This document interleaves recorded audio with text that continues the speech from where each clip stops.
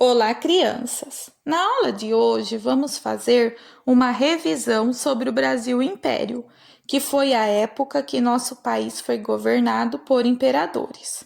Esse período aconteceu de 1822 a 1889 e foi dividido em três partes: primeiro reinado, período regencial e segundo reinado.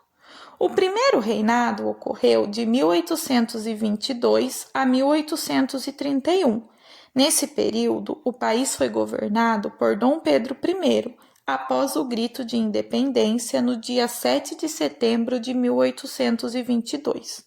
O governo dele foi marcado por uma grande crise econômica, social e política.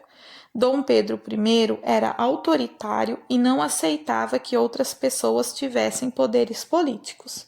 Em 1824, ele criou uma constituição que dava a ele o poder máximo.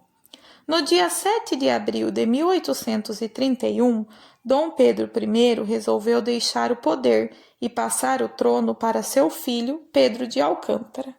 Porém, nessa época, Pedro de Alcântara ainda era uma criança de apenas 5 anos de idade e não poderia governar o Brasil.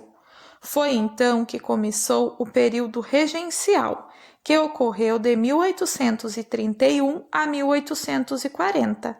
Nesse período, o país foi governado por regentes eleitos. Em 1840, Pedro de Alcântara fez 14 anos, passou a ser imperador do Brasil e a ser chamado de Dom Pedro II. Esse período é chamado de Segundo Reinado e foi de 1840 a 1889. O Segundo Reinado foi o período mais tranquilo da monarquia. Foi nesse período que começaram a chegar imigrantes ao Brasil para trabalhar nas lavouras de café.